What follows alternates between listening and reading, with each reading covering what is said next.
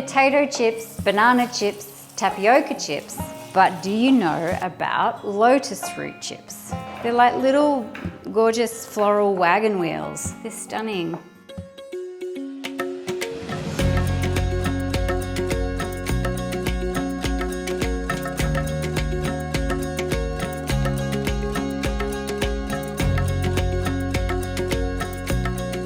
Let's talk first about lotus root. It's the root of the lotus flower plant, so the water plant.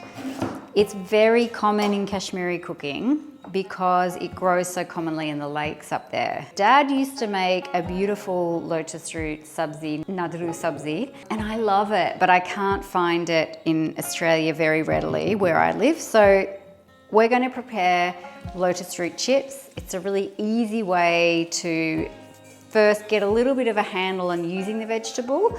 Preparation for lotus root, when you're looking to buy them for a start, is you want them to not be moldy because they are stored in water. So you're looking for something that has like nice color. It's okay if it's blackened here because this is the part we're going to cut off. So this is just oxidization. You want it to be very firm. They're like a Brazil nut in texture actually. Cut down until I'm getting to white flesh. Now, we bought these 2 days ago at H&L Market. One of them's deteriorated a little bit since then, but. So once you've peeled the ends off and you can see that the flesh is nice and clean and clear, that there's no grit inside, these were soaked when we brought them home.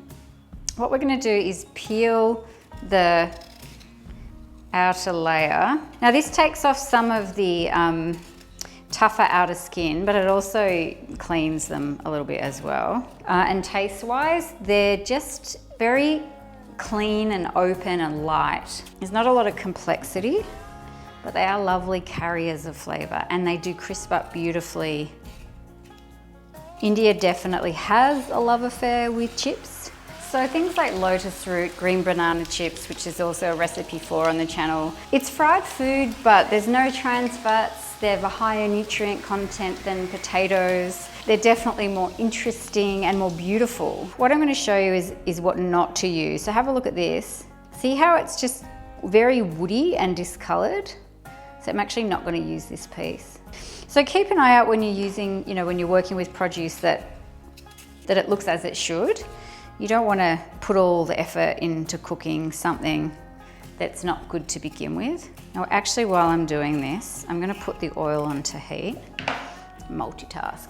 So just a standard vegetable oil on high heat, and that's about a cup and a little bit. Nadru or lotus root that's beautiful and edible feels firm but not brittle. Now one of the things that you need to do with nadru is really dry them because we're going to be putting these into hot oil and we don't want them to splatter and we don't want them to stick. And then we're just cutting them into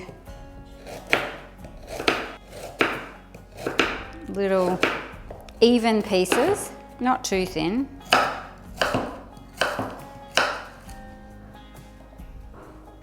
All right, and how beautiful are they?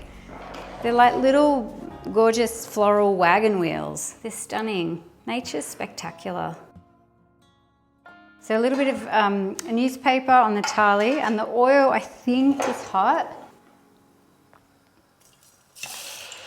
So you do have to move them around when they first go in the pan or they will stick to each other a little. These would be beautiful in a salad, as a garnish on a special dish, eaten just as a cheeky snack.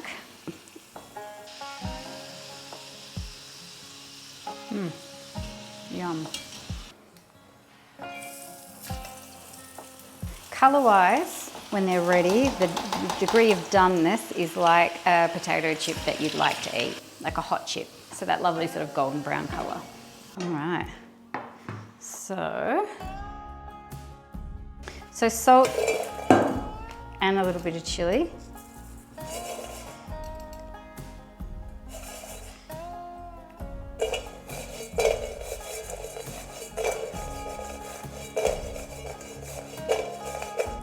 I'm gonna sneak a taste before I plate it.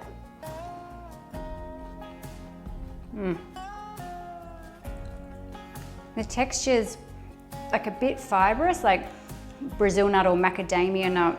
And it's so pretty. It's like clean and bright, and it carries the salt and the chili really easily.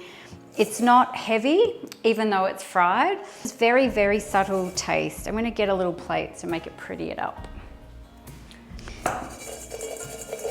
I feel like this is a really elegant cocktail nibble. Lotus root chips with a little chili and salt.